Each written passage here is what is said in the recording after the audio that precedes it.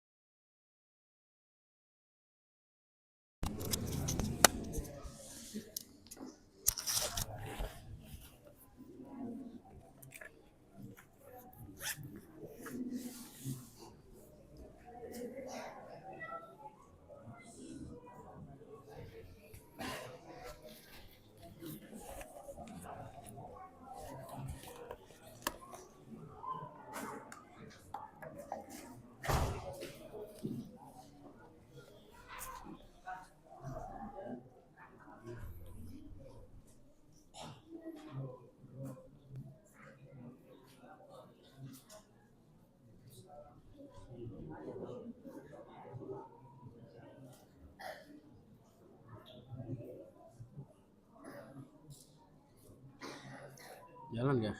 Jalan nggak? Kayaknya nggak jalan ya.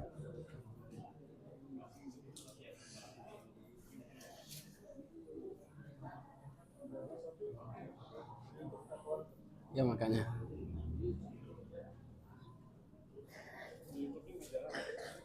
di Facebook juga nggak ada ya. Coba ganti pakai yang ini. Fajri.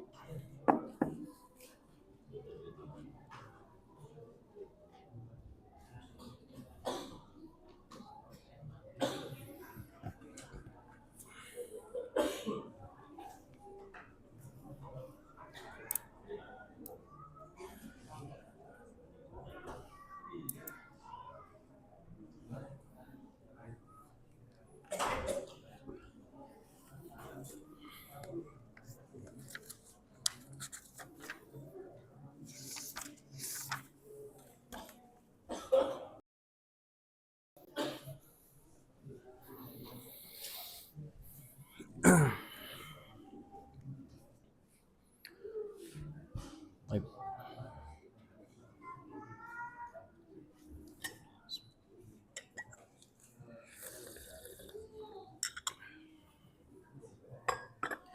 Baik. Bismillahirrahmanirrahim. Assalamualaikum warahmatullahi wabarakatuh.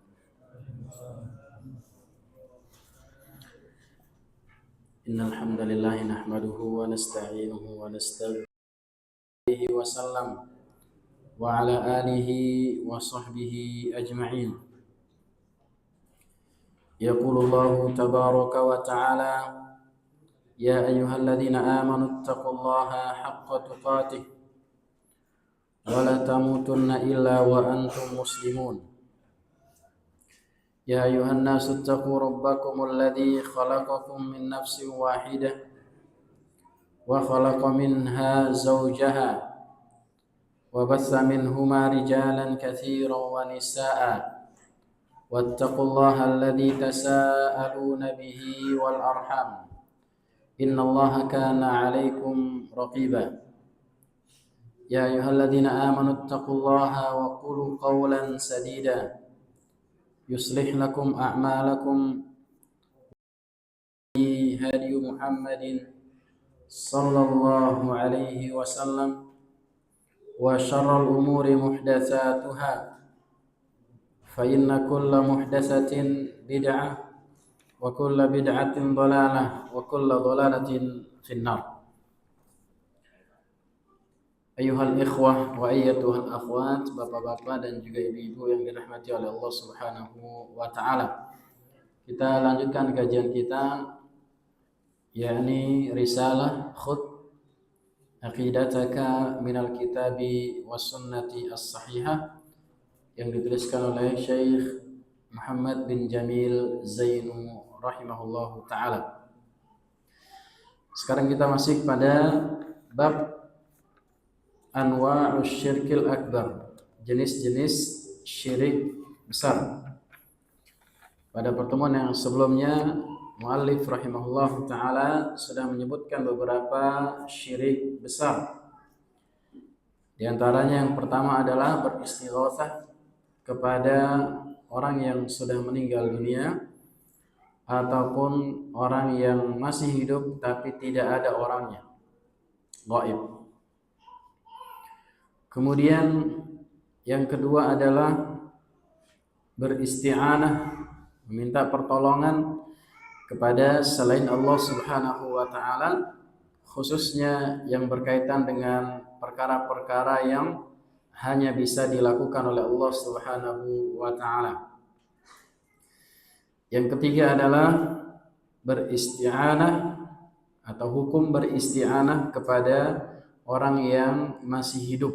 Beliau mengatakan bahwasanya boleh kita meminta tolong kepada orang yang masih hidup, akan tapi yang sesuai dengan yang dimampu oleh orang tersebut, atau perkara-perkara yang bisa dilakukan oleh manusia. Kemudian beliau menjelaskan hukum nazar kepada selain Allah Subhanahu wa taala. Beliau mengkategorikan sebagai kesyirikan. Kemudian juga beliau menjelaskan tentang hukum menyembelih kepada selain Allah Subhanahu wa taala, yaitu tidak diperbolehkan dan itu termasuk kesyirikan. Kemudian yang terakhir ya, beliau menjelaskan tentang hukum tawaf di kuburan dengan tujuan bertaqarrub dengan perbuatannya tersebut. Beliau menjelaskan bahwasanya tidak boleh kita tawaf di kuburan dengan niatan untuk bertaqarrub kepada Allah Subhanahu wa taala melalui tawaf di kuburan tersebut. Kemudian pertanyaan yang ke-13. Qala al-muallif rahimahullahu taala, berkata muallif Syekh Muhammad bin Jamil Zainu rahimahullahu taala, beliau mengatakan ma hukmus sihir, apa hukum sihir. Beliau mengkategorikan yang selanjutnya adalah di antara dosa-dosa, jenis-jenis dosa besar adalah sihir. Sebagaimana yang sudah kita pahami ya, yang namanya sihir itu seperti apa dan biasanya dilakukan oleh tukang sihir. Ya, biasanya dilakukan oleh tukang sihir ataupun ada yang namanya dukun ataupun yang semisalnya. Baik dilakukan dengan jampi-jampi ataupun yang semisalnya, maka semua tersebut ya termasuk kategori sihir kecuali ucapan orang. Karena dalam sebuah hadis Nabi sallallahu alaihi wasallam pernah menjelaskan bahwasanya sebagian ucapan-ucapan orang itu termasuk sihir. Misalkan apa? Misalkan ada sales ya menawarkan barang. Itu juga bisa masuk sihir, Pak. Tapi bukan sihir yang terlarang ini. Bagaimana ya? Itu ada ilmunya biasanya. Ada yang pernah ikut latihan jadi sales? Ya. Bahkan di sebagian tempat itu yang di apa namanya, di perbankan tuh para jamaah itu ada susuknya, Pak. Jadi ada susuknya di ini wakai dari orang yang pernah kerja di sana, ada susuknya di mulutnya. Jadi terlihat apa namanya, pandai dia menjelaskan sesuatu, ya, dan seterusnya. Ini yang masalahnya di susuknya, bukan di omongannya. Ya, ya Pak ya. Oh, pernah didatengin sama sales ya. Jadi biasa kalau kita pergi ke ini, nggak semua orang yang kerja di bank ya, nggak semua orang kerja di bank, tapi sebagian orang ada yang menggunakan ya eh, ilmu atau jasa tersebut ya agar mereka lebih mudah untuk dalam tanda kutip mengelabui orang agar bisa melakukan transaksi di situ. Akan tapi para jamaah rahimakumullah, sihir-sihir ya yang menggunakan jampi-jampi ya, menggunakan biasanya ya bagian dari tubuh orang termasuk foto-fotonya dan yang seterusnya itu, maka ini kategori sihir yang mana kata Syekh rahimahullah taala as-sihru minal kufri. Sihir itu bagian atau termasuk dari kekufuran.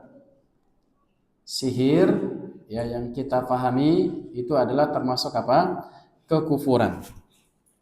Dan para jamaah rahimakumullah taala, seseorang yang melakukan sihir atau seseorang yang meminta bantuan kepada jin ataupun yang semisalnya itu tidak ada yang gratis.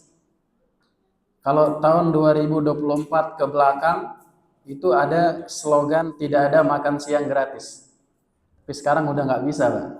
Ya, sekarang udah ada makan siang gratis ya kan? Dari pemerintah kita, alhamdulillah. Tapi bagi yang dapat, ada mungkin yang belum dapat ya. Berkaitan dengan perdukunan atau yang jin dan seterusnya itu tidak ada. Bantuan-bantuan gratis itu tidak ada. Pasti di sana ada imbalan-imbalan. Bahkan disebutkan oleh Syekh Wahid bin Abdus Salam Ba'ali dalam bukunya ya, pertolongan dari syaitan, dari jin itu bertingkat-tingkat. Tergantung apa bahasanya kalau di Cibitung, maharnya. Kalau bahasa di sini apa?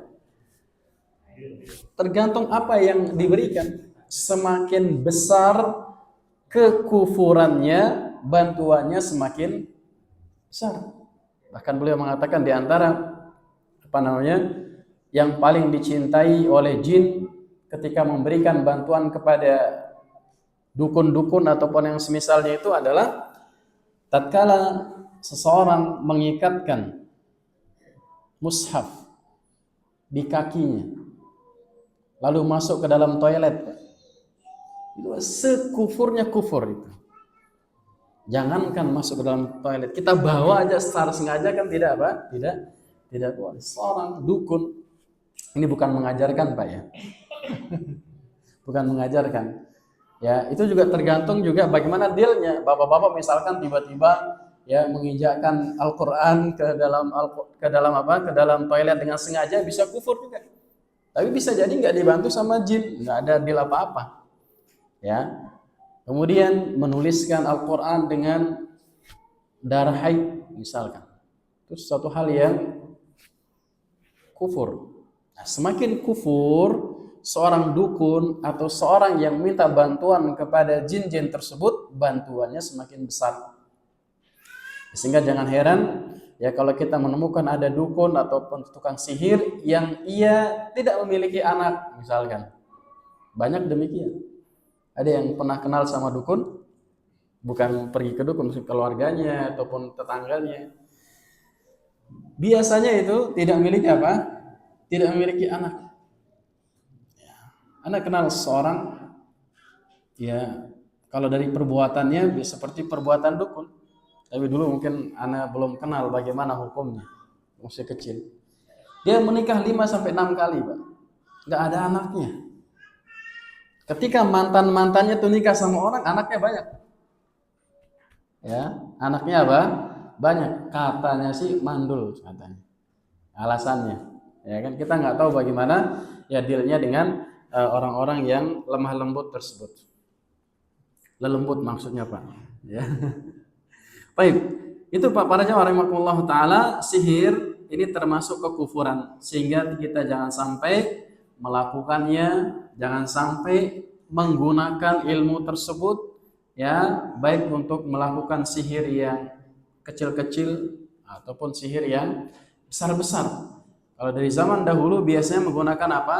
Foto-foto, misalkan foto seorang ya, ada yang diikatkan di tali-tali dan seterusnya, kemudian ditusuk-tusuk dan seterusnya. Itu biasanya apa? Perbuatan sihir di zaman dahulu. Tapi nggak tahu di zaman sekarang masih ada apa tidak, zaman modern ini. Biasanya sekarang itu langsung dikirimkan via WhatsApp aja ya, langsung jadi sihirnya. Benar apa tidak Pak? Anda juga nggak tahu Pak, bisa nggak dikirim lewat WhatsApp ya. Di zaman modern sekarang ya tentunya para dukun, para tukang sihir mereka juga mengikuti perkembangan zaman. Ya kalau kita lihat ya tukang ramal ataupun yang disebut sebagai ahli nujum, mereka sekarang udah tidak begini-begini lagi. Mereka sudah pasang aplikasi. Ya, ada di TikTok. Ada apa namanya? Mereka membuat ramalan-ramalan melalui media internet seperti zaman sekarang, sudah mengikuti perkembangan zaman. Bahkan tidak bisa kita bedakan mana tukang sihir, mana ustadz, mana kiai. Tidak bisa kita bedakan, ya. Akan tapi kalau seorang sudah mulai berbicara masalah apa namanya ilmu-ilmu gaib, ya, ilmu-ilmu yang berkaitan dengan sihir-sihir dan seterusnya, maka itu bisa kita membedakan mana ustadz yang benar dan mana yang dukun berbaju ustadz. Dalilnya diantaranya adalah dalam suratul Baqarah, Allah Subhanahu wa taala menjelaskan dan membantah bagi orang-orang yang mengatakan bahwa Nabi Sulaiman mengajarkan sihir. Ya, Nabi Sulaiman mengajarkan apa? Sihir. Karena kita tahu bahwasanya Nabi Sulaiman itu di antara ilmu yang diberikan oleh Allah Subhanahu wa taala adalah apa? Mirip-mirip dengan sihir. Bisa berbicara dengan binatang ya, bisa berbicara dengan jin, bisa berbicara dengan bahkan mengendarai apa? Angin. Dan itu benar, Pak. Dan itu bukan khayalan. Ya, akan tapi itu diberikan oleh Allah Subhanahu wa taala. Oleh karena sebagian orang mengatakan bahwasanya Sulaiman itu mengajarkan sihir. Allah Subhanahu wa taala membantahnya. Wa ma kafara Sulaiman. Allah Subhanahu wa taala menjelaskan bahwasanya Sulaiman tidaklah kufur. Kan ini akan berkaitan dengan apa? Bahwa yang mengajarkan sihir itu adalah para syaitan. Sebelum ayat yang disebutkan oleh Syekh di sini menjelaskan bahwasanya wa ma kafara Sulaiman walakinna syayatin kafaru, akan tapi para syaitan itulah mereka yang kufur. Apa sebab mereka dikatakan kufur oleh Allah Subhanahu wa taala? Yu'allimuna an-nasa sihra. Mereka para syaitan itu ya, mereka mengajarkan manusia perbuatan sihir. Jadi yang mengajarkan sihir itu bukan Nabi Sulaiman, akan tapi para syaitan. Dan ini menunjukkan bahwasanya ya hukum sihir itu adalah termasuk kekufuran. Karena di sini Allah Subhanahu wa taala mengatakan walakinna syaitana kafaru, akan tapi para syaitanlah yang kufur karena mereka mengajarkan sihir. Maka para jamaah rahimakumullah, kalau kita ada masalah sama orang, selesaikan secara baik-baik ya. Selesaikan secara manusia. Jangan melibatkan para lelembut. Dan keyakinan kita para jamaah rahimakumullah adalah berkaitan dengan sihir ini, sikap kita tengah-tengah. Ada sebagian orang yang tidak percaya dengan sihir. Ada juga yang berlebih-lebihan percaya terhadap sihir tersebut, bahwasanya tidak ada bantuan dari Allah Subhanahu wa taala, murni perbuatan syaitan. Pernah nggak Bapak-bapak mendengar bahwasanya ada orang yang tidak percaya kepada sihir?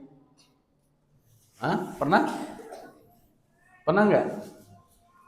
Ada dari seorang yang bajunya merah-merah, ya, dia nggak percaya kepada sihir. Ini yang ngikutin YouTube tahu baju yang merah-merah ya. Jadi dia nggak percaya pada sihir, nggak ada itu sihir. Katanya coba sihir saya. Katanya. Ya, jadi ini adalah perbuatan yang tidak benar. Allah Subhanahu Wa Taala menetapkan adanya sihir. Akan tapi sikap kita adalah bahwa sihir itu terjadi atas izin Allah Subhanahu Wa Taala untuk menguji manusia. Ya, bahkan Allah sebutkan sifat atau hukum daripada perbuatan sihir itu adalah kekufuran. Berarti apa? Berarti ada perbuatan sihir itu, bukan tidak ada. Bahkan jin itu pun ada. Ya, kan tapi kita tidak bisa melihatnya. Dan dengan tegas Nabi Shallallahu Alaihi Wasallam beliau menyebutkan hadis atau dalil yang kedua, hadis yang diriwayatkan oleh Imam Muslim rahimahullahu taala. Beliau menyebutkan bahwasanya ada 7 dosa besar yang paling besar. Jadi dosa itu bertingkat-tingkat, kemaksiatan bertingkat-tingkat, ada kemaksiatan yang kecil, ada kemaksiatan yang besar. Syirik pun terbagi menjadi 2, ya, ada syirik besar, syirik kecil pun bertingkat-tingkat, syirik besar pun bertingkat-tingkat. Begitu pula dosa-dosa besar pun bertingkat-tingkat. Nabi SAW menyebutkan ada 7 dosa besar yang paling besar yang membinasakan. Beliau menyebutkan sebagai dosa yang al-mubiqat, dosa-dosa yang membinasakan, yang jangan sampai kita terlibat di dalam ke-7 dosa besar tersebut. Ya, jangan sampai nanti kita masuk ke dalam 7 dosa itu kita nggak bisa kembali pada jamaah. Sebagian orang kalau sudah sudah terjebak di dalam sebuah dosa, dia terkadang susah untuk kembali. Apalagi kalau seseorang menganggap bahwa dosa itu tidak berdosa atau perbuatan itu tidak berdosa. Ini juga sangat sangat bahaya. Bayangkan para jamaah rahimakumullah, misalkan ada orang yang kita ingatkan tidak boleh tawaf di kuburan, pembahasan sebelumnya misalkan. Tidak boleh tawaf di kuburan. Mereka menganggap itu adalah perbuatan ibadah. Bagaimana mungkin kita melarang orang ibadah? Ini bahayanya seorang yang menganggap perbuatan maksiat itu adalah ibadah. Bahaya. Makanya disebutkan oleh para ulama bahwasanya ahlu bid'ah itu susah untuk taubat. Kenapa? Karena mereka menganggap itu pahala. Sebagaimana kita misalkan kita dilarang atau disuruh untuk mencukur jenggot misalkan. Kira-kira kita cukur apa enggak? Ya enggak, ini adalah ibadah, sunnah Nabi SAW. Walaupun kita dibilang domba, walaupun kita dibilang bla bla bla teroris dan seterusnya. Karena kita sudah melewati ya di zaman 2000-an itu teroris, radikal dan seterusnya sudah lewat semuanya. Alhamdulillah sekarang tidak ada yang seperti itu. Kita lewatin semua karena kita memegang prinsip ini adalah sunnah Nabi SAW. Begitu pula orang-orang yang sudah terjerumus ke dalam kemaksiatan, yang ia sudah menganggap maksiat itu adalah ibadah, sangat susah untuk untuk bertaubat. Bagaimana orang bertaubat dari perbuatan perbuatan ibadah? Tidak mungkin. Berbeda dengan, mohon maaf, para PSK misalkan. Ya, orang-orang bukan PSK pelacur lah. PSK itu bahasa ringan. Para pelacur. Suatu saat dia akan bertaubat. Kenapa? Karena dia percaya dan yakin itu adalah dosa.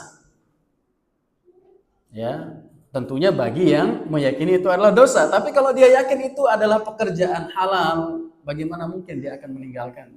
Makanya di dalam 7 dosa ini para jamaah rahimakumullah, jangan sampai kita mendekatinya dan jangan sampai kita berurusan dengan 7 dosa ini. Apa kata Nabi SAW? Beliau mengatakan ijtanibu as-sab'a al-mubiqat. Jauhilah 7 dosa yang membinasakan.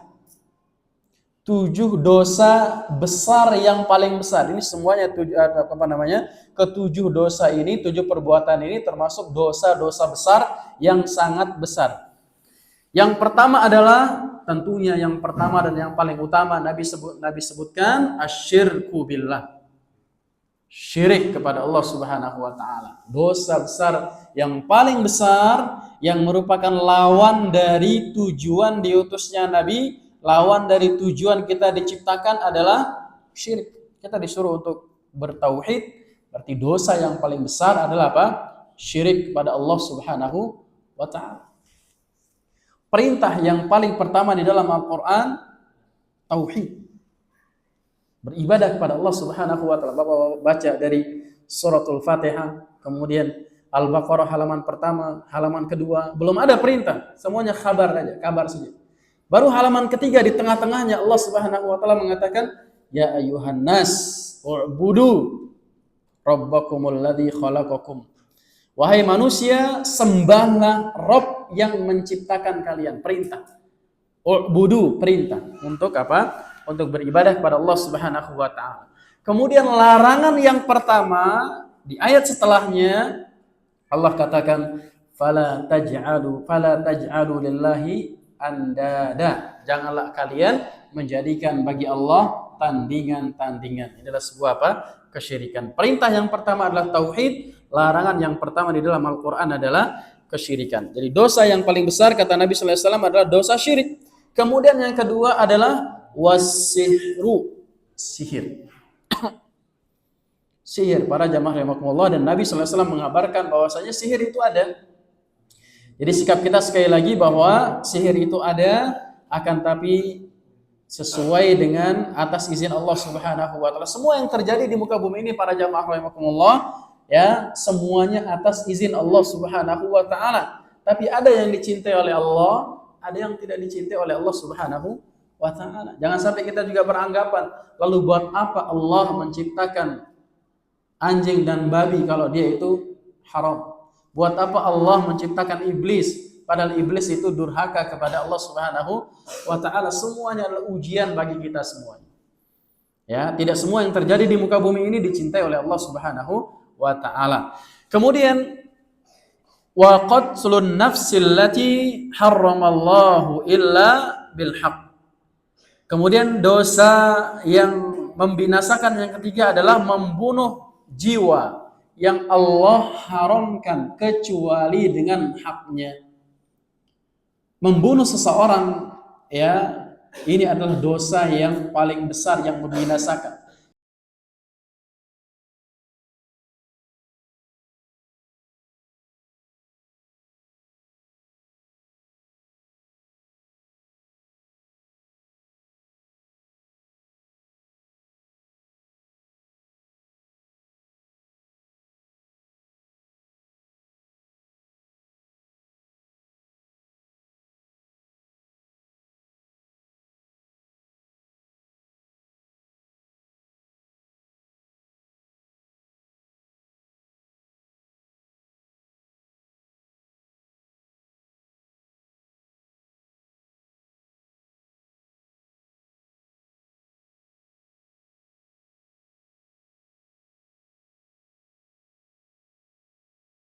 Seorang dibunuh, kisosnya adalah pemerintah, bukan sembarangan orang mengkisosnya. Di dalam hadis yang sahih Nabi sallallahu alaihi wasallam menyebutkan bagaimana berharganya nyawa seorang muslim. Nyawa seseorang ditumpahkan, Nabi sallallahu alaihi wasallam mengatakan la zawalud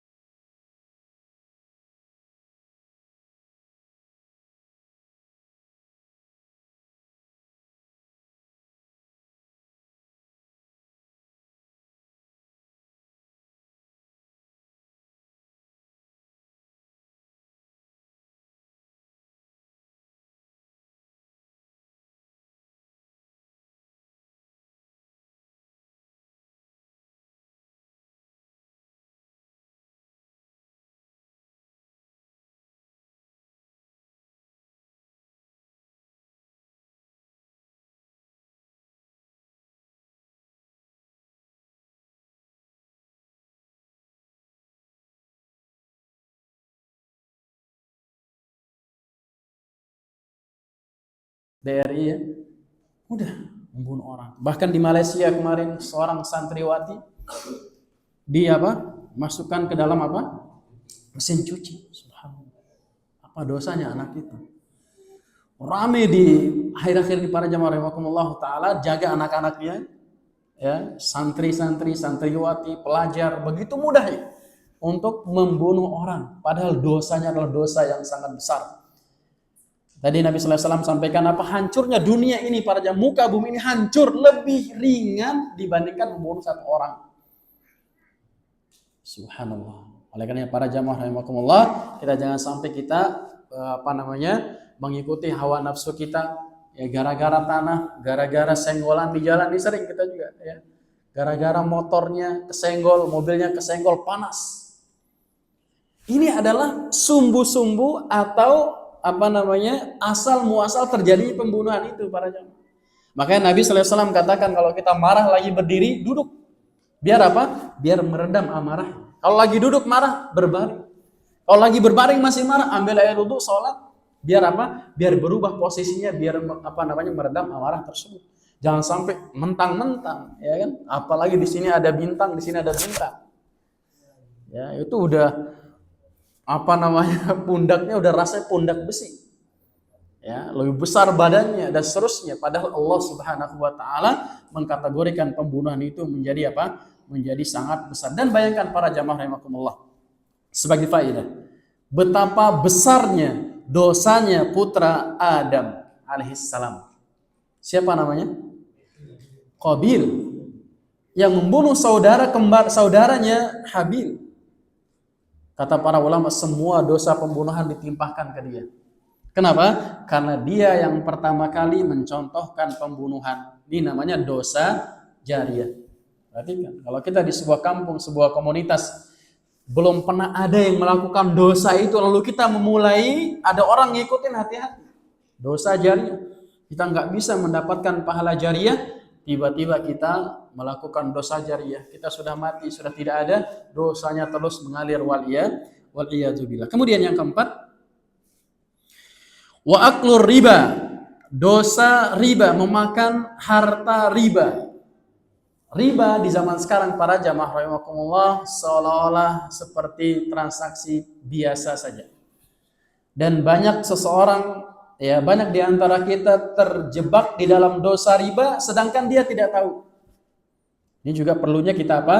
Perlunya kita belajar. Contoh kasus. Akhir-akhir ini ya banyak orang demam emas.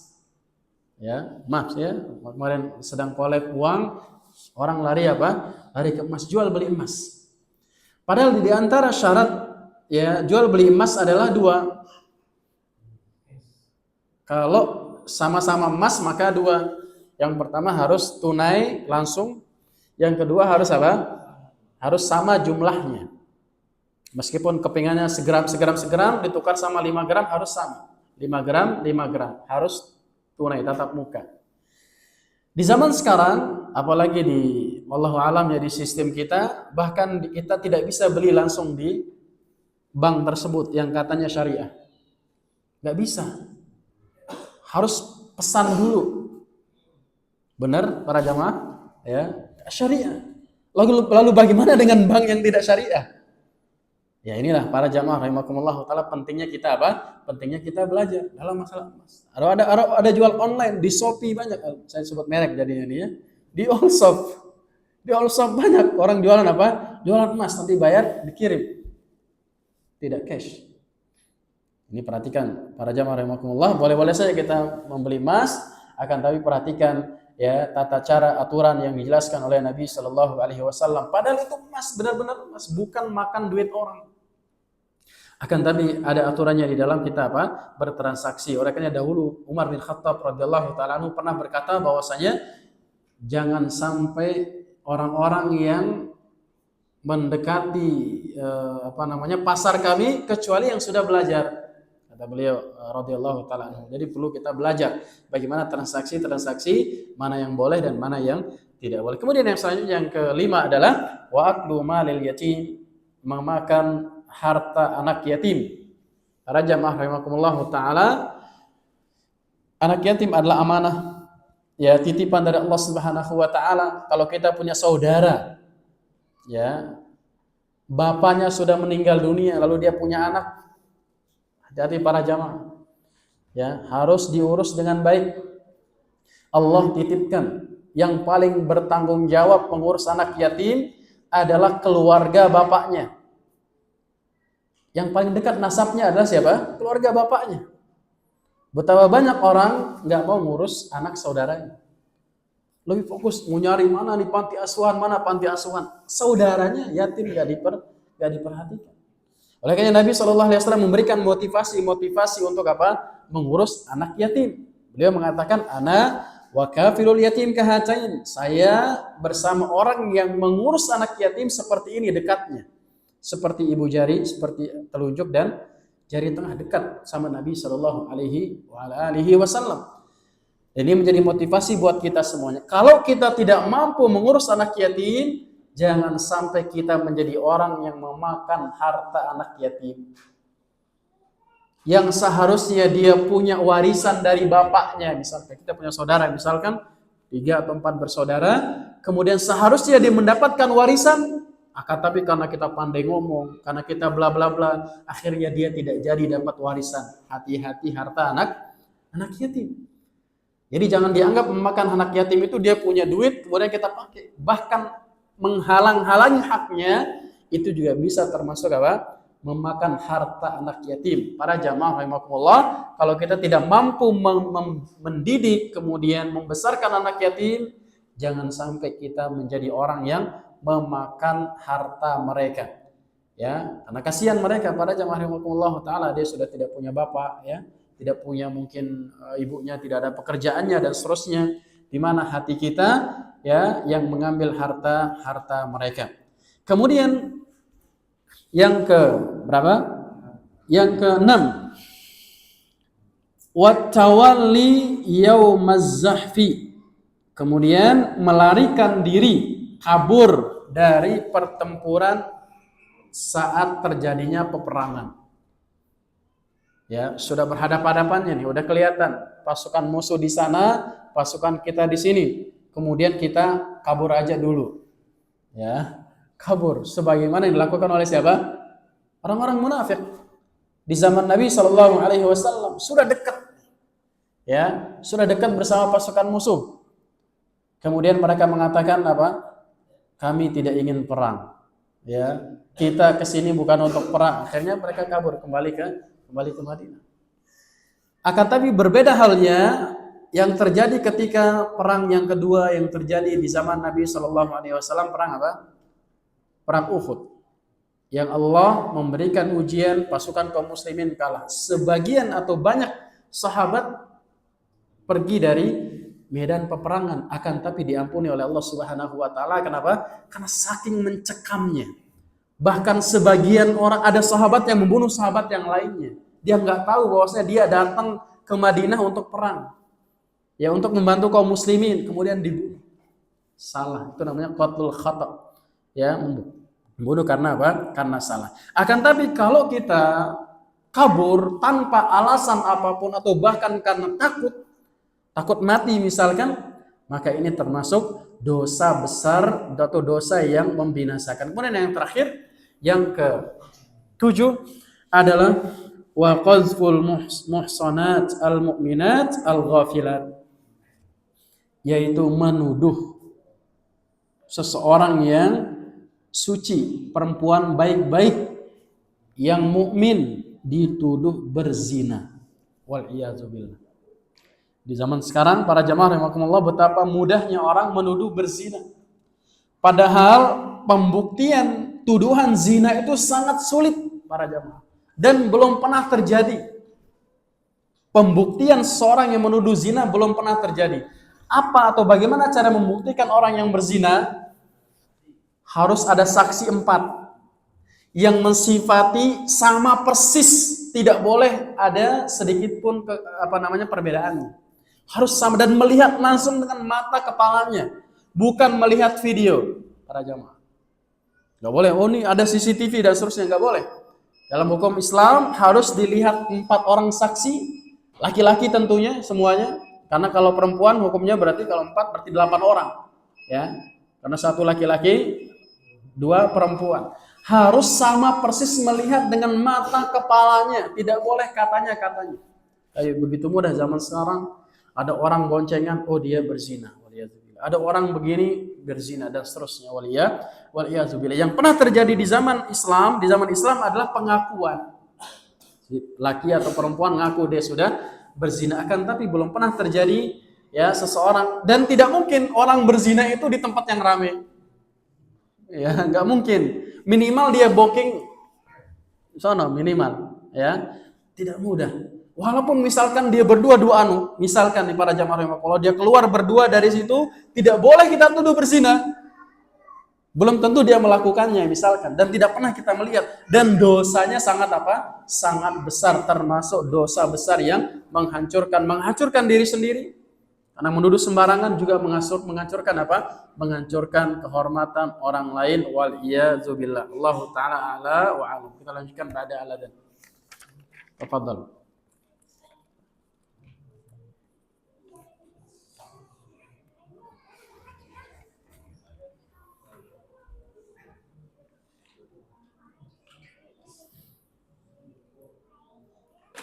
Allahu Akbar, Allahu Akbar,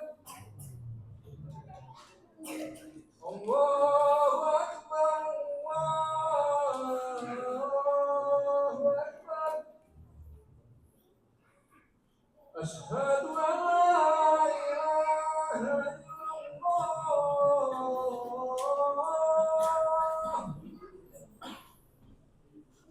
Asyhadu an la ilaha illallah.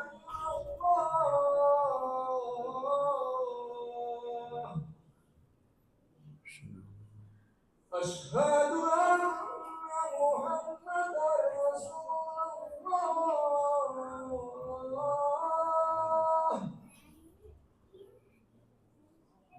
Asyhadu anna Muhammadar Rasulullah.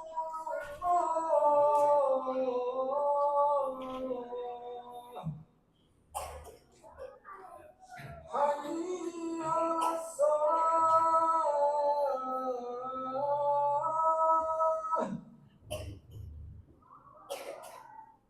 Hayya 'alas shalah.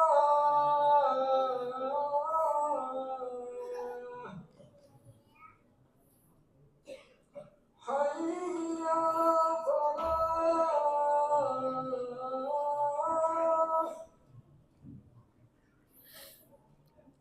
Hayya 'alal falah.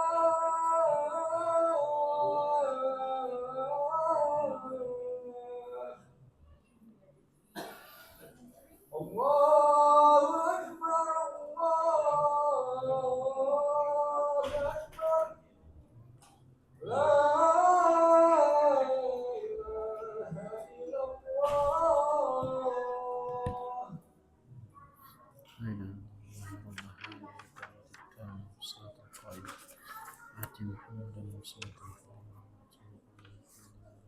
Baik.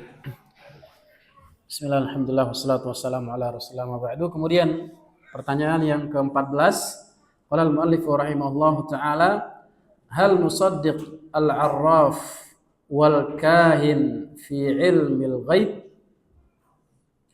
Apakah kita boleh percaya kepada al-arraf? Kalau bahasa bahasa bebasnya orang-orang yang sok tahu, arraf. Dari kata-kata mengetahui, atau biasa kita sebut sebagai orang pintar, ya. Orang yang mengaku tahu-tahu perkara yang gaib. Wal kahin, dan juga percaya kepada dukun. Ya. Arraf ini biasanya dijuluki juga tukang ramal. Ya, orang-orang yang mengaku mengetahui perkara-perkara yang akan terjadi di kemudian hari. Meskipun terkadang benar, ya, meskipun terkadang apa yang mereka ramalkan, ya, yang mereka tebak-tebak, atau bahkan ada yang mencocok logi, oh dulu si fulan pernah mengatakan begini, terjadi sekarang misalnya. Tidak boleh kita demikian. Ya, al-arraf wal kahin fi ilmil ghaibi, di dalam perkara atau ilmu gaib. Syekh rahimahullahu taala, Syekh Muhammad bin Jamil Zainu rahimahullahu taala ingin menjelaskan bahwasanya, ya, orang-orang yang disebut sebagai tukang ramal atau arraf dan juga para kahin, dukun, ya ini termasuk orang-orang yang mengaku-ngaku tahu ilmu gaib. Nabi kita Shallallahu Alaihi Wasallam menjelaskan bisa saja iblis mereka mencuri-curi kabar langit, akan tapi kalau benarnya satu, 99-nya salah. Kalau benarnya satu, ya kalau benar mereka sampaikan 99-nya pasti salah. Kalaupun benar, kebetulan saja dia benar, ya mungkin ada hitungan-hitungan tertentu dan seterusnya. Maka ini perlu kita perhatikan, jangan sampai kita melakukan perbuatan-perbuatan yang bisa menciderai keimanan kita kepada Allah Subhanahu wa taala. Kepercayaan kepada tukang ramal dan dukun ini para jamaah rahimakumullah taala bukan hanya sekedar perkara biasa. Akan tapi ini berkaitan dengan keimanan. Bahkan Nabi kita Shallallahu Alaihi Wasallam mengatakan bahwasanya orang-orang yang percaya kepada tukang ramal ataupun dukun ini, ia telah kufur terhadap Al-Quran. Kufur terhadap, kata Nabi SAW, kufur terhadap apa-apa yang diturunkan kepada Nabi Muhammad SAW itu berupa Al-Quran.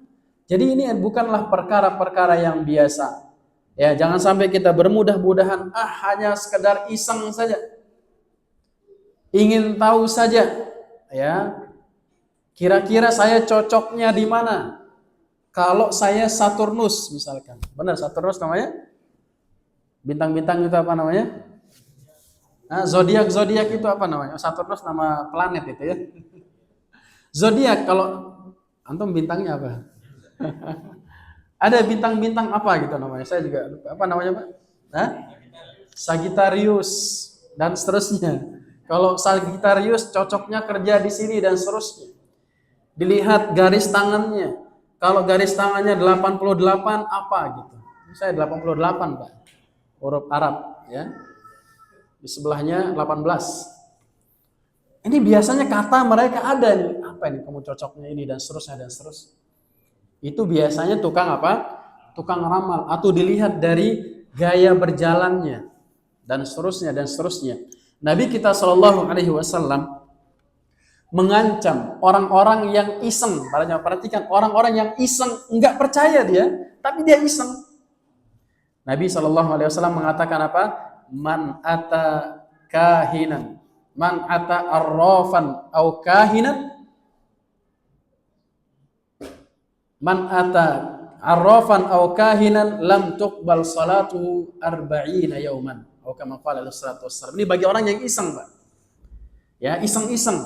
Kata Nabi sallallahu alaihi wasallam apa?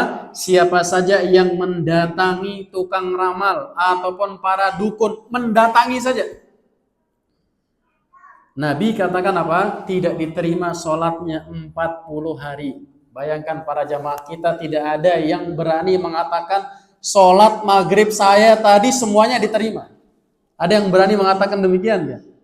Satu saja, kita nggak berani, tapi kita tetap berharap, kita tetap berdoa husnuzon pada Allah Subhanahu Wa Taala.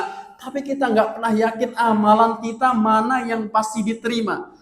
Nabi Shallallahu Alaihi Wasallam vonis orang yang datang kepada tukang ramal dan dukun tidak diterima amalnya, tidak terima sholatnya, meskipun dia tidak boleh meninggalkan sholat.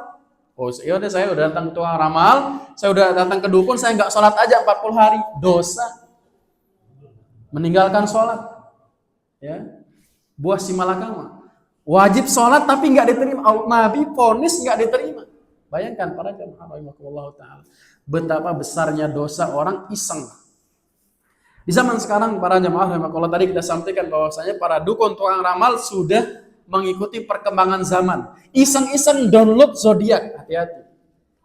Iseng-iseng, masukin tanggal lahirnya, masukin ini dan seterusnya. Iseng-iseng pengen tahu aja, kira-kira saya nanti jadi apa? Betul para jamaah? Mudah, dengan HP di rumah kita bisa apa? Kalau dulu badan kita, badan orang mendatangi dukun. Sekarang aplikasinya ada di rumah kita. Hati-hati.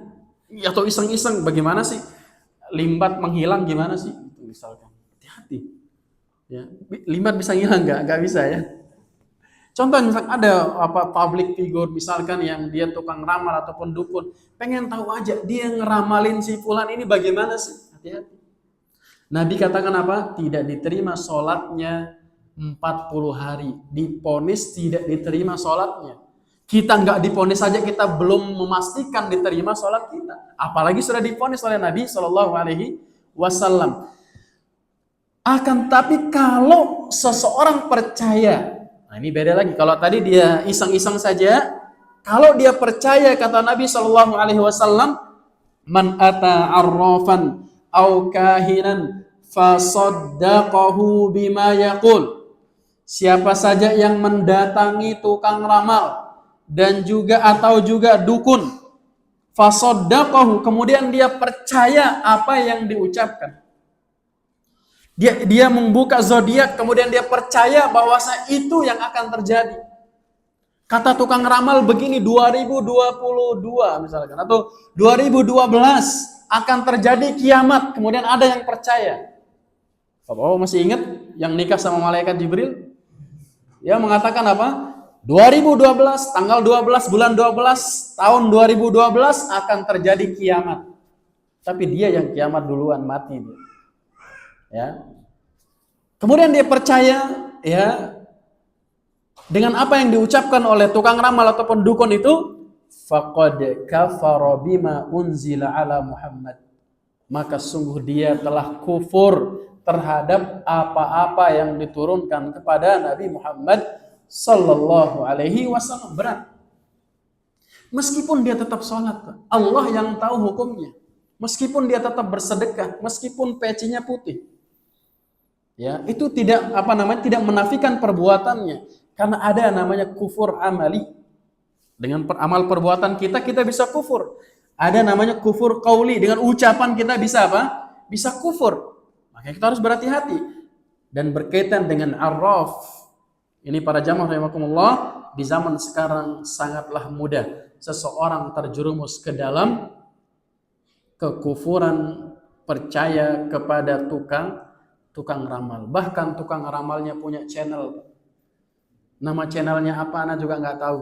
Ya, dia punya media sosial. Dia mengiklankan. Bayangkan para jamaah rahimakumullah. Kalau dulu diiklankan di koran-koran, sekarang diiklannya di sosial media. Ada aplikasinya dan seterusnya. Jangan sampai bapak-bapak nanti cari aplikasinya namanya ini, ya kan? Iseng. Tadi hati-hati. Iseng dosanya apa?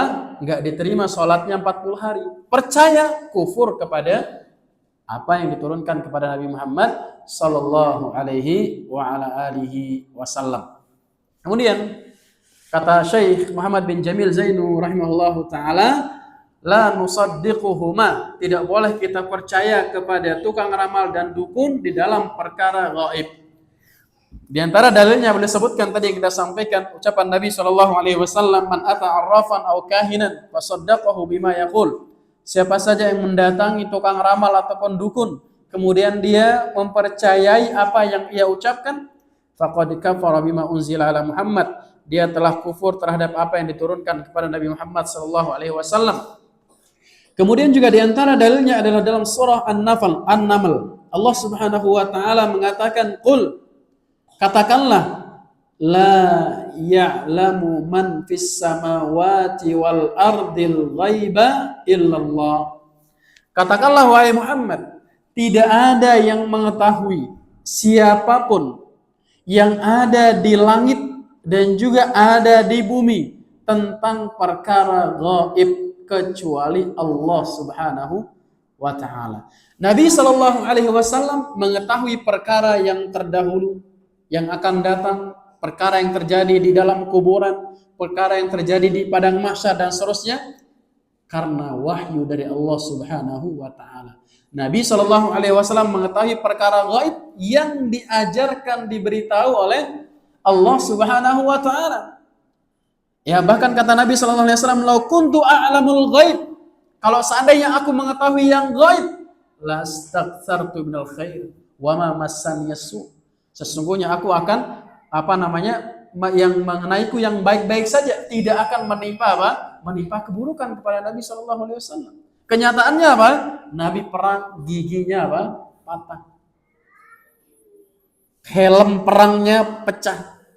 Nabi Shallallahu Alaihi Wasallam. Kalau seandainya Nabi mengetahui yang gaib, dia nggak usah perang aja, biar nggak apa? Biar nggak kena, misalkan. Atau dia nggak usah makan paha domba atau paha kambing yang dihadiahkan oleh wanita Yahudi. Kenapa? Di situ ada racunnya. Tapi Nabi Shallallahu Alaihi Wasallam tidak mengetahui yang gaib kecuali yang diwahyukan oleh Allah Subhanahu wa Ta'ala. Nabi saja, para jemaah. Nabi saja yang paling mulia, sepakat kaum muslimin, para ulama sepakat yang paling mulia di muka bumi ini adalah Nabi Muhammad Shallallahu Alaihi Wasallam tidak tahu ilmu gaib kecuali yang diwahyukan oleh Allah Subhanahu wa Ta'ala, apalagi yang di bawahnya. Apalagi yang keimanannya jauh dibandingkan dengan Nabi Shallallahu Alaihi Wasallam, tentunya jauh lebih apa? Lebih tidak mengetahui yang gaib. Apalagi yang perbuatannya perbuatan kufur seperti para dukun dan tukang ramal, tentunya tidak mengetahui ilmu gaib kecuali ada deal-deal tertentu dengan para syaitan dan para jin, ya, yang mencuri-curi kabar langit. Akan tapi di balik semua itu ada maharnya. Ya, ada mahar. Karena para jamaah rahimakumullah taala, di dalam masalah ilmu gaib ya semuanya hanya diketahui oleh Allah Subhanahu wa taala. Kemudian yang ke-15 masih berkaitan dengan ilmu gaib. Beliau mengatakan, hal ya'lamul gaib ahad? Apakah seorang mengetahui ilmu gaib? Beliau mengatakan la ya'lamul gaib ahad. Tidak ada seorang pun yang mengetahui ilmu yang gaib, ilmu gaib. Illa man atla'ahu Allahu minar rasul, kecuali orang yang diberitahu, kecuali orang yang diperlihatkan ilmu gaib tersebut dari kalangan para rasul. Para rasul ada yang tahu ilmu gaib tapi diberitahu oleh Allah Subhanahu wa Ta'ala. Ya, yang tidak diwahyukan oleh Allah Subhanahu wa Ta'ala mereka pun tidak tahu. Ya, mereka tidak tahu. Nabi Shallallahu Alaihi Wasallam tahu ilmu gaib yang diberitahu saja oleh Allah Subhanahu wa Ta'ala. Itu kejadian yang sebelum beliau lahir, kemudian yang terjadi di alam barzakh, yang terjadi di hari kiamat, di surga dan di neraka dan seterusnya, diberitahu oleh Allah Subhanahu wa Ta'ala. Adapun yang tidak diwahyukan oleh Allah Subhanahu wa Ta'ala, tidak diperlihatkan oleh Allah Subhanahu wa Ta'ala, maka Nabi Shallallahu Alaihi Wasallam dan para rasul yang lainnya pun tidak mengetahui ilmu gaib. Dalilnya adalah dalam surah Al-Jin. Allah Subhanahu wa Ta'ala mengatakan, alimul ghaibi fala yuzhiru ala ghaibihi ahada illa man irtada min rasul. Allah Subhanahu wa Ta'ala yang mengajarkan ilmu gaib, yang mengetahui ilmu gaib, dan tidak diperlihatkan. Tidak ada yang mengetahui ilmu gaib seorang pun kecuali yang diridhoi oleh Allah Subhanahu wa Ta'ala dari kalangan para rasul. Jadi ada yang tahu ilmu gaib, akan tapi orang-orang tertentu saja. Ya, jangan sampai kita bermudah-mudahan saya tahu ilmu gaib bla bla bla dan seterusnya. Ya. Pernah suatu hari ada seorang, ya, yang ngaku dirinya tukang ramal. Kemudian dia ditempeleng, Pak. Itu dalilnya bahwasanya apa? Dia nggak bisa ngeramal dirinya sendiri. Ya, kalau dia bisa meramal dirinya sendiri, tentunya dia akan menghindar atau dia akan mundur sedikit dan seterusnya. Akan tapi dia tidak mengetahui ya ilmu gaib. Siapapun dia, para jamaah rahimakumullah, bagaimanapun ya bentuknya, ya bagaimanapun pakaiannya dan seterusnya, apakah dia putih, hitam ataupun yang semisalnya, tidak ada yang mengetahui kecuali yang diwahyukan oleh Allah Subhanahu wa Ta'ala dari kalangan para rasul. Dan juga Nabi Shallallahu Alaihi Wasallam mengatakan, la ya'lamul ghaiba illallah. Tidak ada yang mengetahui ilmu gaib kecuali Allah Subhanahu wa Ta'ala. Ini menegaskan bahwasanya yang mengetahui ilmu yang gaib hanya Allah Subhanahu wa taala, dan dikecualikan orang-orang tertentu dari kalangan para rasul yang juga diberikan wahyu oleh Allah Subhanahu wa taala, diperlihatkan ilmu-ilmu gaib sehingga mereka bisa mengetahui perkara-perkara yang akan terjadi, perkara-perkara yang telah terjadi, ataupun perkara-perkara yang ada di dalam kuburan misalkan, dan seterusnya berdasarkan apa yang disampaikan oleh Allah Subhanahu wa taala kepada mereka semuanya. Allah taala a'la wa alam. Ini dapat kita sampaikan para jamaah rahimakumullah. Apabila ada yang benar maka itu dari Allah Subhanahu wa taala. Apabila ada yang keliru itu murni kesalahan dan kekurangan ilmu Anda pribadi. Allah Subhanahu wa taala terbebaskan dari segala macam bentuk kesalahan dan kekurangan. Subhanakallahumma wa bihamdika asyhadu an la ilaha illa anta astaghfiruka wa atubu ilaik. Assalamualaikum warahmatullahi wabarakatuh.